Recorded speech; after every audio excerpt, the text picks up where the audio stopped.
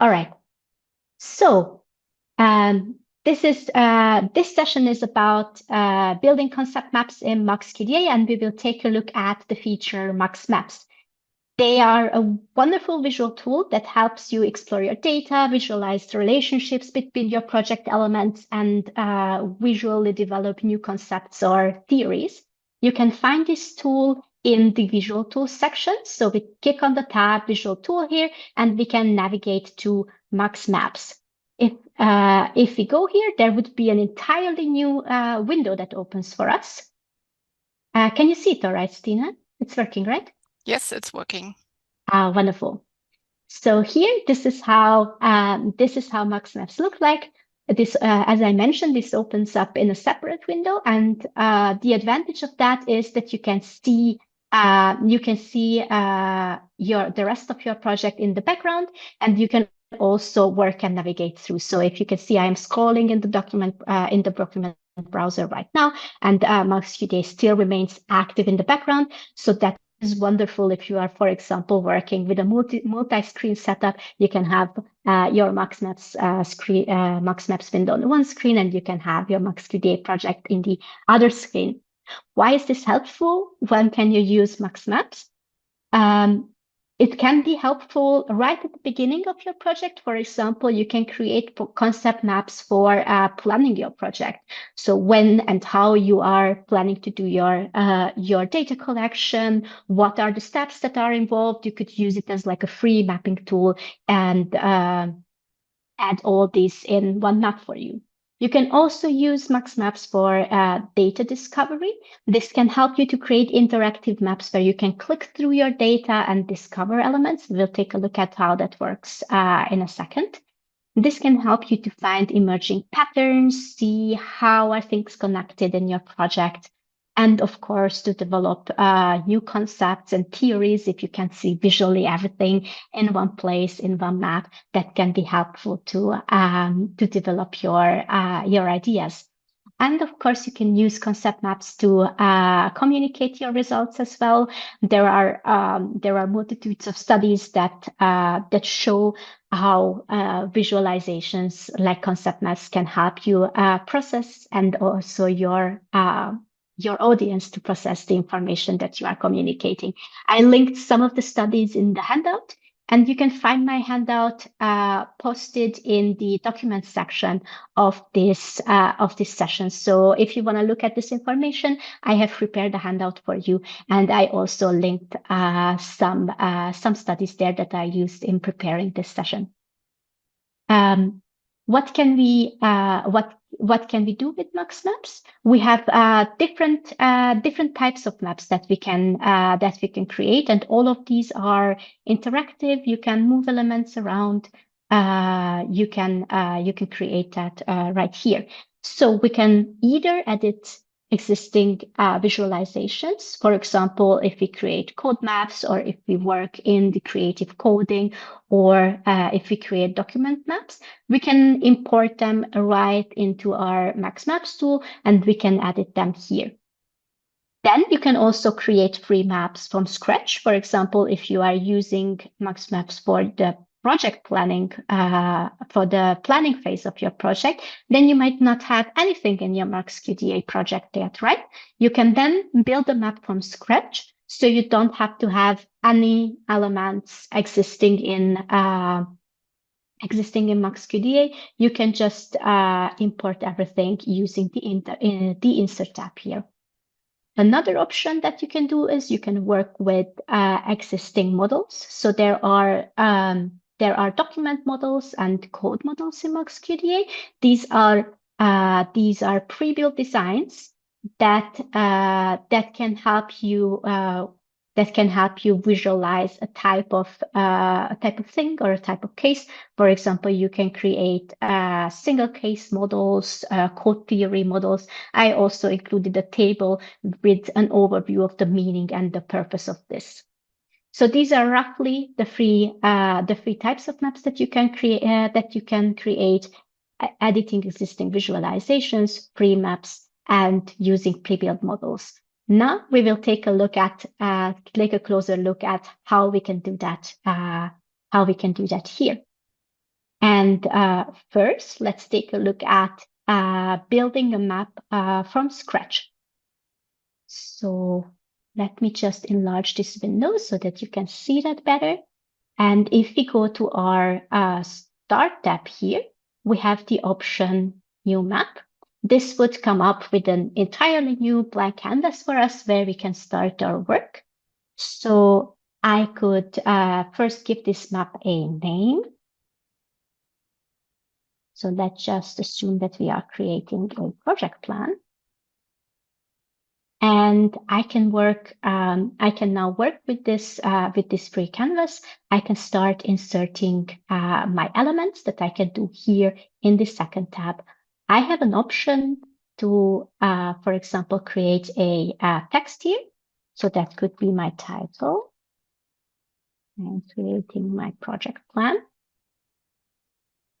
I can move this around. I can place it anywhere in my canvas. I can also manipulate the canvas itself. So for example, I have the options if I right click on it from the context menu to create to insert the background image or to change the background color. So I can visually adjust that a little bit. And let's say that I am planning to create my collect my data in 2 steps. I am doing two group of interviews. I am doing a Berlin group of interviews and I am doing a Hamburg group of interviews. I am working with the work-life balance example project for this presentation so that you can also rebuild it on your own if you are interested. This data set is also available to you. So let's just indicate to myself. So I am doing phase 1, Berlin, and I am also doing a phase 2, Hamburg. So now I could just put it in my plan. I can also connect these elements if I want to.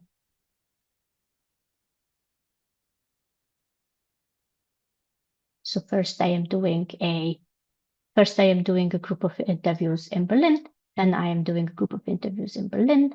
I can make it a bit nicer if I want to, and I can also change the line formats. I can, for example, change it to an arrow. I am going to the line format here, and I can also add labels to my elements if I want to. You can also use this to indicate relationships. So if you are creating different type of maps, you can also use it to indicate causal relationships, for example. So I could say, of course, you probably have a more complex and complicated plan when you are doing your research. But let's just say this is my initial plan here.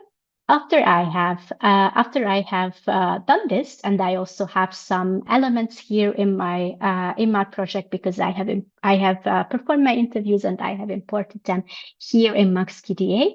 I also have the option to add these elements right into my map, and I can do that simply by drag and dropping. So here I created my Berlin group, and I have also created my Hamburg group. If I want to, I can also add my summaries. Oh, it added too much. I'm sorry. I might have to select a little bit less here so that it stays nicer. But you can also import memos. You can also import connected documents. So I could say, well, I did my 5 interviews here, and we could add all of them. You also have the option to format that so we can arrange it a bit nicer. We have, if you right click on it, we also have an alignment option so that they line up prettier, and I can also move them around. What's the big advantage of working with creating concept maps right in MaxQDA and not moving outside and use another tool to create that? Is that it is actually connected to your data. So while I have MaxMaps open, I could also click on one of these documents. So if I would click, for example, on Matteo, then the document also opens up here in the background. So every time you are clicking on one of these elements, this is also interactively connected, and you could use that to navigate through your data to take a look at your data at the background, and you can also proceed with your analysis by navigating through your maps. So you can not only import your document groups or your documents, you can also import additional elements. For example, I could include some of my codes that might be relevant. I could also include my memos. Let me just try to add that. Right. So here we have a code memo that is connected to our code education, and because I imported it directly from the map, MaxQDA will also indicate this connection to me, so that the code education is connected to its memo. If I want to, I could also insert the memo label as a text, so that I could have the writing directly here in my map.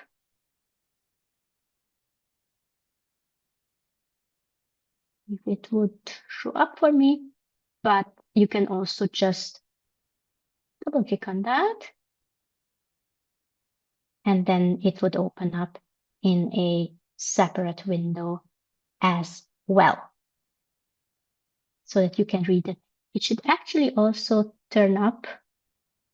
You insert the label as text. I'm not sure why that is not the case at the moment, but it should work on your end. I might be doing something wrong here. All right. So this is how you can import your elements, and you can of course also work with elements, as I mentioned, outside of MaxQDA. For that, you have different options. You could either use the insert tab. So here, for example, I could do the text that I did before, or I could also insert an image that is saved in my computer, not necessarily here in MaxQDA. So for example, here I have an image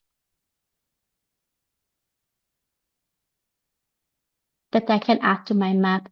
Or what you could also do is, if you know that you are working with elements repeatedly, you can also create a form library.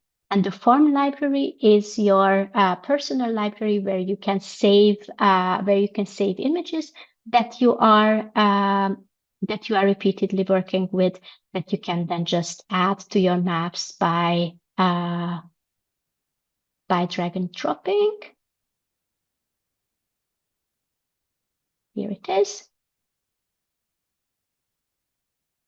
Then I can also work with that here. If you would like to move one of your elements to the library, that is also possible by just simply right-clicking it and adding it back here.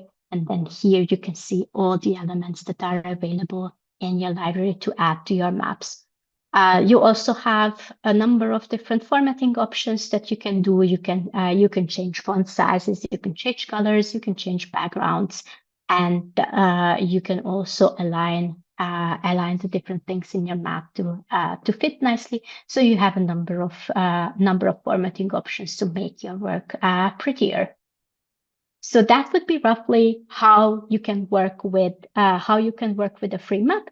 You can import your elements, add your connections, label your connections, move them around, and format them to fit nicely to your presentation. The next thing that I would like to show you would be how you can work with the models that are already pre-programmed and that allow you to create based on existing designs. And for that, we will navigate to our Start tab. Here you are able to see all the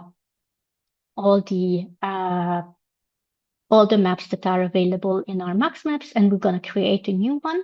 And first, we're going to create a document model. We have a number of different types that we can work with. I have included a table for you that indicates the purpose and the reason behind them and what you can do with them in the handout. So you can take a further look at the explanation of all of them. You can either create single case or two cases models. I will show you a two cases model. And in order to create that, we have to drag and drop two documents here in our screen now. And here we will have our documents displayed to us so that we know that what we can choose from. And I'm going to create a comparison between our two interview partners, Matteo and Tan. I'm going to drag these two here. And then, as you can see, MaxQDA already created a model for me without me having to do anything with it yet. And I will have a couple of choices that I can make here. So I can see I can adjust whether or not I would like to see the document memos. I can also untick them and then they would disappear, or I can choose to include it and then they would appear again here underneath my documents. I also have the option to decide whether or not how many codes I am including and whether or not the size should reflect the code frequency, and the same goes for the label lines as well. So those are these numbers that we can see in the middle. After I have selected what I'm interested in, I can click Use Model, and then it is now live and ready for my editing. Just resize it so that you can see the entire thing. So what can we see in this in these two cases model? We can see our two cases that we selected, our interview partner Matteo and our interview partner Tan. And this model represents my coding pattern. So in the middle, I can see what are the codes that these two interview partners have in common. What are topics that both of them are talking about and how frequent these are. So for example, friends and family is something indicated by the codes, by the size of the code label that was thematized very frequently by both speakers. Dan talked about it 7 times and Matteo talked about it 4 times. And on the two sides, I can see the codes that they don't have in common that either Matteo or Tan talked about. If I want to, I can now finish working and say that this is the model what I would like to use, and I could just include that in my presentation. Or I also have the option. To work with that. I can move things around. I can also add any of the elements that we have seen before. So I could also see, well, I would like to just add an image of both of these people and drag and drop 2 pictures. Or I could also say I would like to include more information here. For example, I not only want to see that Tan said something about stricter separation in schedule, but I also would like to see what it is that she was saying about that. And I could, in this case, import the coded the coded segment.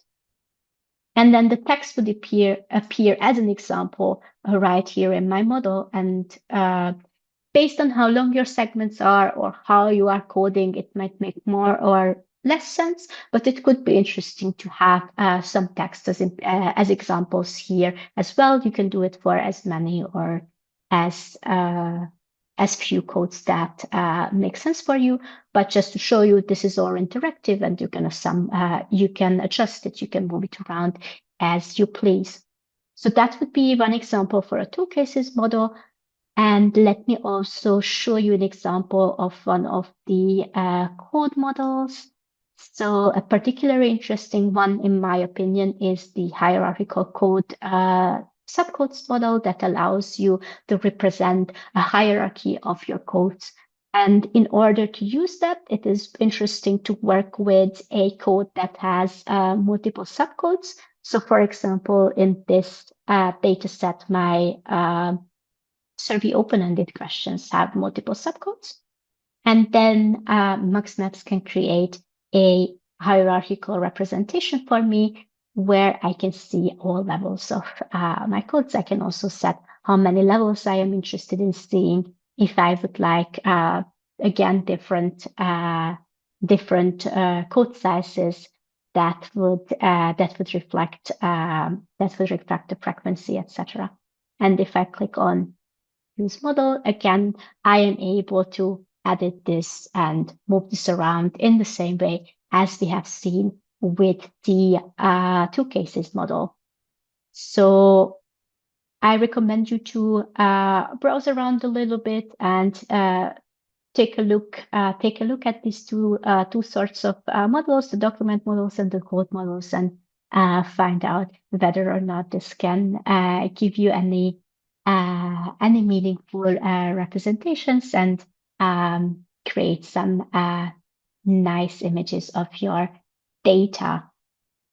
So that would be the second use case what we looked at. We looked at the free maps. Now we looked at the models. And the third thing that I mentioned to you is that you can also edit existing visualizations that you have created with other tools outside of MAXMaps.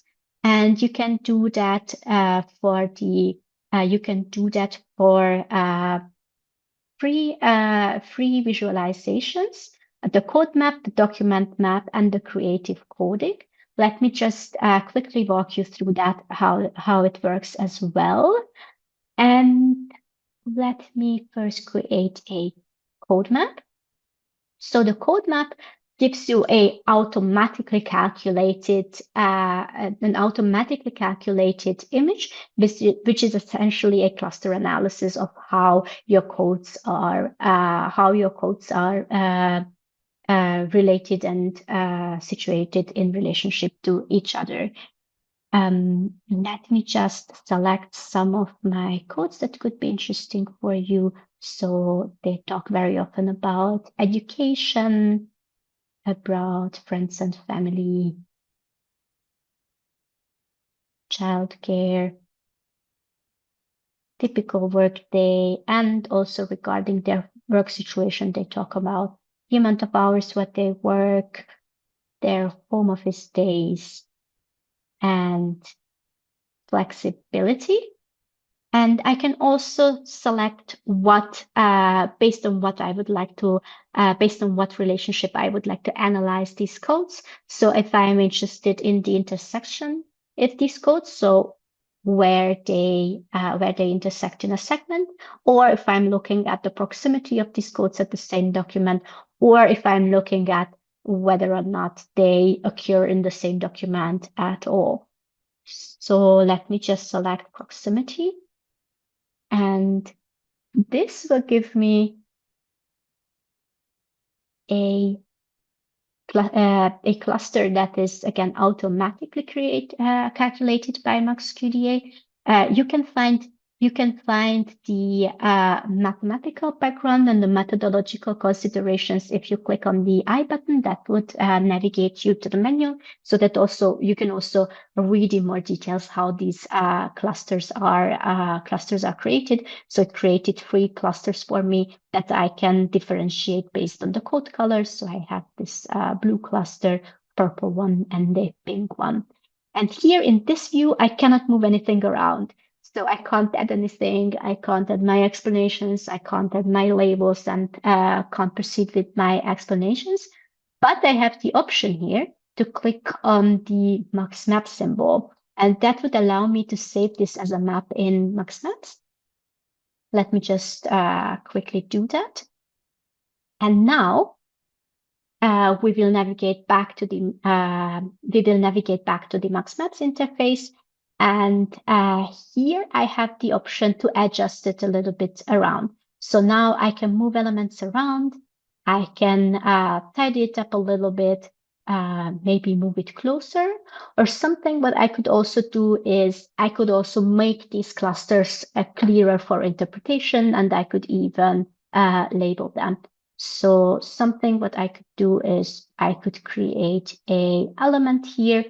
I could send it to the base layer and move that around.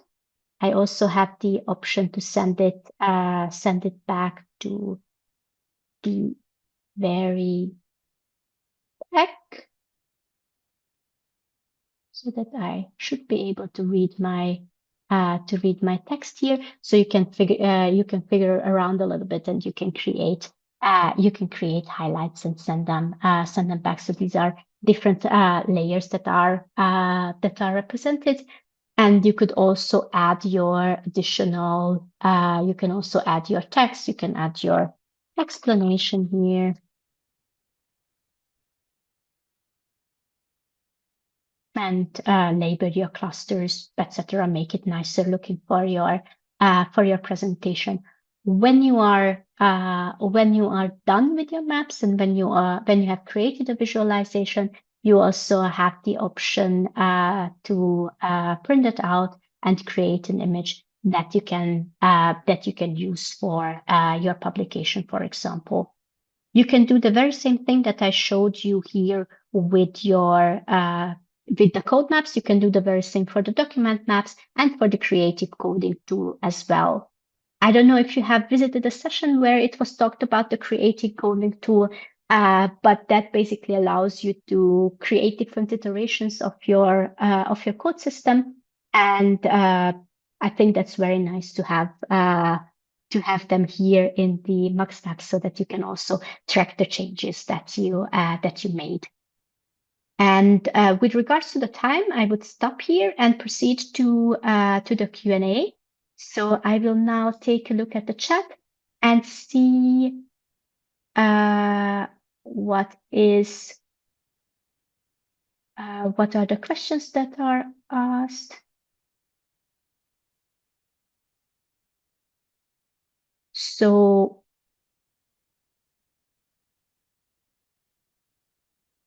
there was a question asking me if we can create maps from codes. Yes, you can create maps based on your codes. I think that I already answered that in my presentation. So you can either use one of the existing code models, or you could also import your codes by drag and dropping and create a visualization yourself. Then the second question is, so we had one here, and then we have a second question that asks us, are there any special considerations if you are working to analyze and create maps from PDFs imported into MaxQDA? So now in this session, I focused on showing you how you can create maps right in MaxQDA. What you could do is you can, of course, also import maps in a PDF format that were created outside MaxQDA. So you could, for example, ask your participants to to draw a mind map, and you could analyze that in MaxQDA to see how they create meaning and how they make sense of special phenomena. And you can do that in the form of an image analysis. So I don't have a concept map here, but I can show you in theory how that works based on an image. So here I have a picture of someone's home office, and what I could do is I could highlight a segment of that image, and I can drag and drop it at one code. So here, let's say, might be a good example here. There is a schedule, so that might be indicative of the amount of hours someone is working, and I could highlight that and drag and drop it on my code system, indicating that here we are talking about the amount of hours. So what you could do is if you have some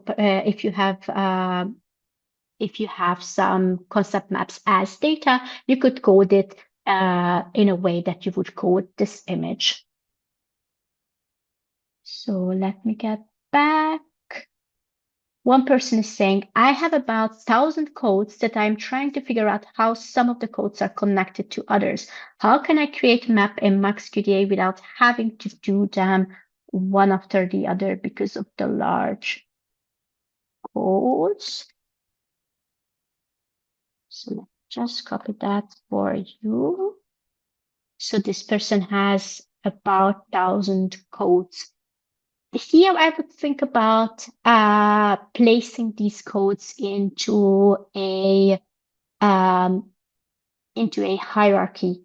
So it might make sense for you to have different levels of hierarchies, and maybe treat them based on their parent codes. I don't know if that then coincides with having to do one of them after another. So I would try to come up with a way how you can break it into chunks so that you can actually read the thousands of codes on or your 1,000 codes on one page.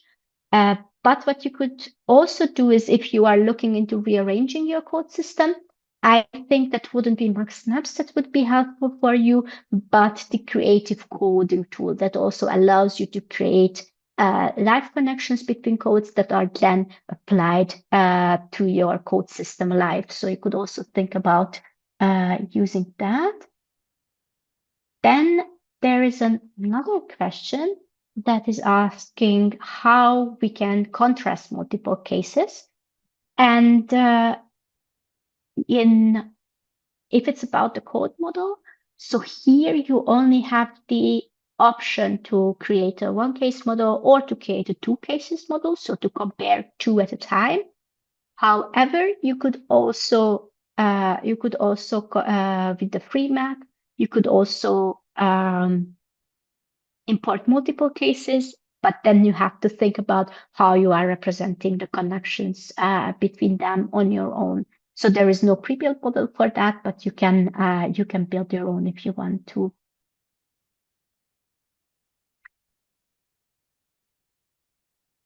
Then the next question is asking, when you just exported the map, the proximity numbers disappeared. Is there a way to keep the numbers in the graphical output? That indeed could be the case. I'm not sure how to do that at the moment, but we can get back to you. There might be a setting that I didn't record it at the moment.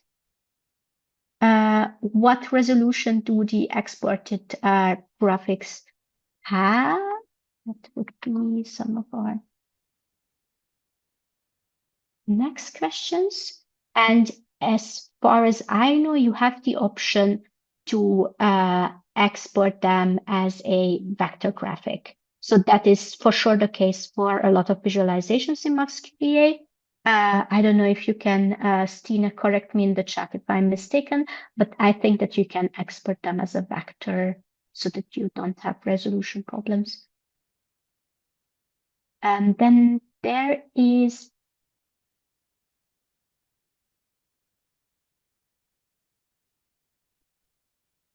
a question that asks me, is MaxMaps the feature that one can use with SNA data? And I'm not sure about the context of this question. So if you could tell me more about the SNA, what SNA data means, that would be very helpful. I'm sorry, I am not familiar with the context at the moment. So I will just wait and social network analysis. Thank you.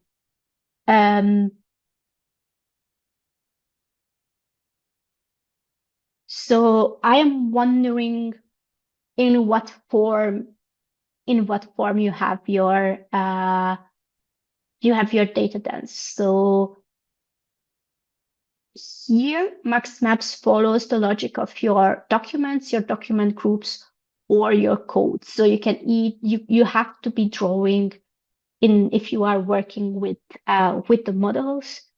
You are essentially drawing connections between your project elements. So you are either representing connections between documents or document groups or your code. So for example, if you are, I would assume that you could do that if you have all your people or cases as their separate documents, but I am not entirely sure how your particular analysis looks like. But so my answer would be, as long as you can represent your the levels of your analysis or the units of your analysis with this logic of they are either codes or they are documents, then yes, you can create a representation in MaxMaps. Then there is another question asking me about what type of map is recommended for content analysis. And for that, I think that you can, of course, use any models that might look helpful for you, but I think especially helpful would be the case models. So what you can do, and I think that I have a couple of examples. If I go back here, here is, for example, a single case model. So this gives me a representation of my interview partner, Riley, and this tells me all the topics that this person talked about, so the themes that appear in this interview. And it also gives me information of how often and where these themes are discussed. And you can either do it on the document level, but you could also do it on the document group level. That would give you the meta information of what like an entire group of people are talking about.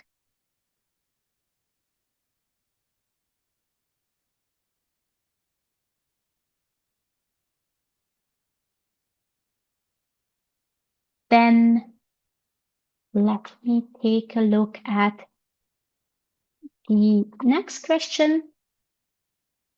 So the person is asking, could you demonstrate how we may use MaxMaps to represent our theoretical framework, integrating, for instance, three theories in their interrelations with our specific objectives?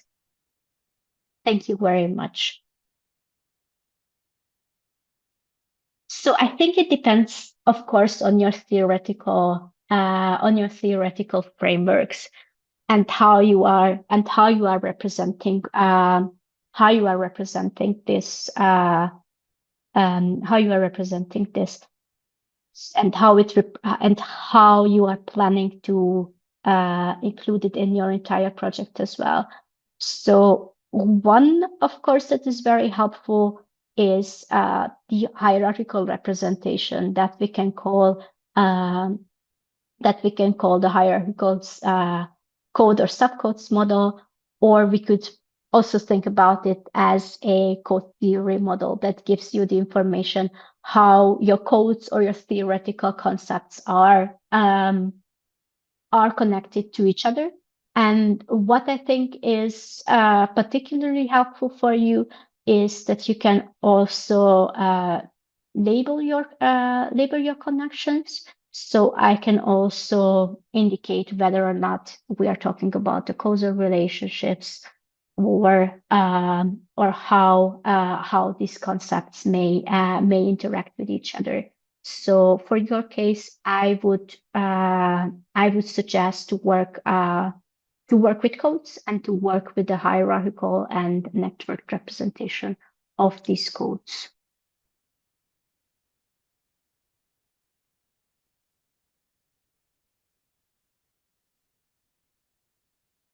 Okay.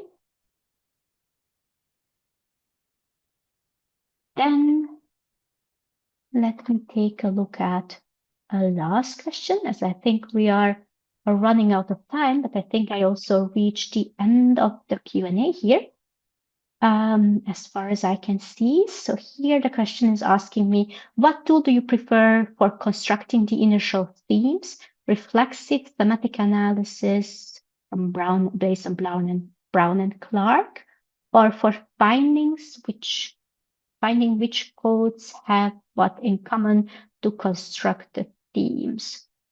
So let me think about that a little bit.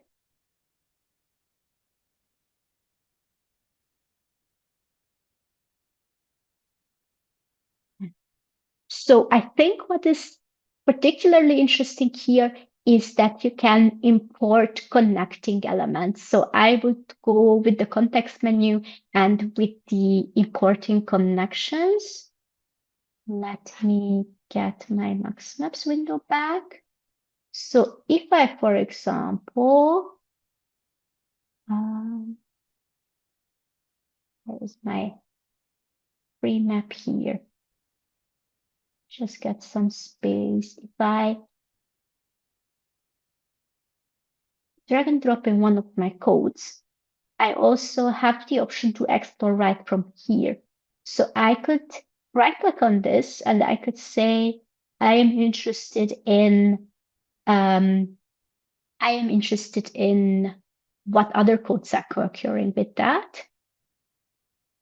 And then just see how it works nicely. Then MAXMaps would automatically import all the codes that co-occur with my code childcare. And if you remember, I also had the code education included that was already here in this map. And it actually dragged it down for me to indicate that this is connected to one element that is already in my map, that also had its memo here. So I would recommend that if you are thinking about how themes are and your codes especially are connected here, to start with a discovery about that. So I could also proceed further and say that now I am importing